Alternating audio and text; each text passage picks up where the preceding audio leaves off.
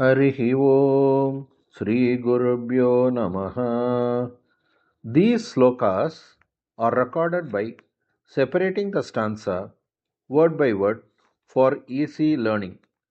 Please share your feedback in the comment.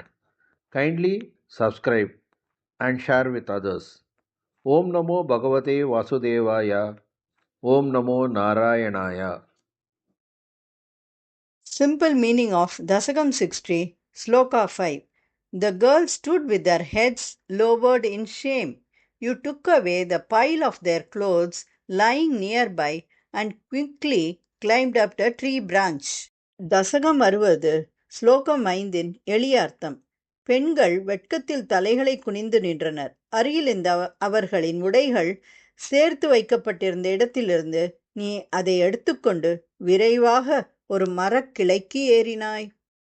പെൺകുട്ടികൾ ലജ്ജിച്ച് തല താഴ്ത്തി നിന്നു. സമീപത്ത് കിടന്ന അവരുടെ വസ്ത്രങ്ങൾ നീ എടുത്ത് വേഗത്തിൽ ഒരു മരക്കൊമ്പിലേക്ക് കയറി. ശ്രീമൻ നാരായണീയം ദശകം 60 ശ്ലോക 5. പ്രപയ നമിത ആനനാസു അഥഃ. പ്രപയാ നമിത ആനനാസു അഥഃ. ത്രപയാ നമിതാ നനാസ്വഥഃ. ത്രപയാ നമിതാ നനാസ്വഥഃ. ത്രപയാ നമിതാ നനാസ്വഥഃ. വനിതാസു അംബരജാലം അന്തികേ. വനിതാസു അംബരജാലം അന്തികേ. വനിതാസ്വംബരജാലമന്തികേ. വനിതാസ്വംബരജാലമന്തികേ. വനിതാസ്വംബരജാലമന്തികേ. ത്രപയാ നമിതാ നനാസ്വഥഃ. വനിതാസ്വംബരജാലമന്തികേ. ത്രപയാ നമിതാ നനാസ്വഥഃ.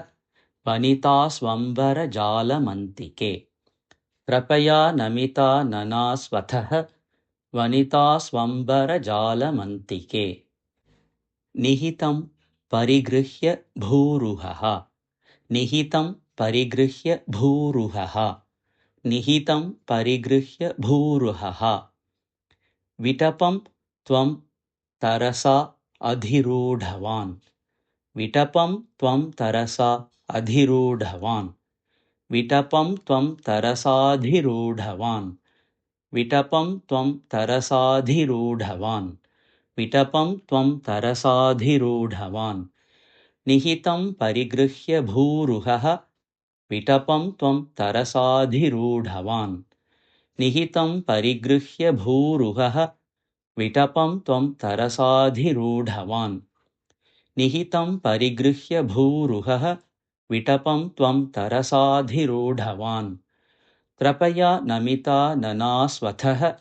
वनितास्वाम्बरजालमन्तिके. निहितं परिगृह्य भूरुहः. विटपं त्वं तरसाधिरूढवान्. त्रपया नमिता ननास्वथः. वनितास्वम्बरजालमन्तिके. निहितं परिगृह्य भूरुहः. विटपं त्वं तरसाधिरूढवान्. त्रपया नमिता ननास्वथः. वनितास्वम्बरजालमन्तिके. निहितं परिगृह्य भूरुहः. विटपं त्वं तरसाधिरूढवान्. त्रपया नमिता ननास्वथः. वनितास्वम्बरजालमन्तिके. निहितं परिगृह्य भूरुहः. विटपं तरसाधिरूढवान्. त्रपया नमिता ननास्वथः. वनितास्वम्बरजालमन्तिके. निहितं परिगृह्य भूरुहः. विटपं त्वं तरसाधिरूढवान्. त्रपया नमिता ननास्वथः. वनितास्वम्बरजालमन्तिके.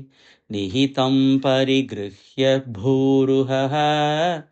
विटपं त्वं तरसाधिरूढवान्.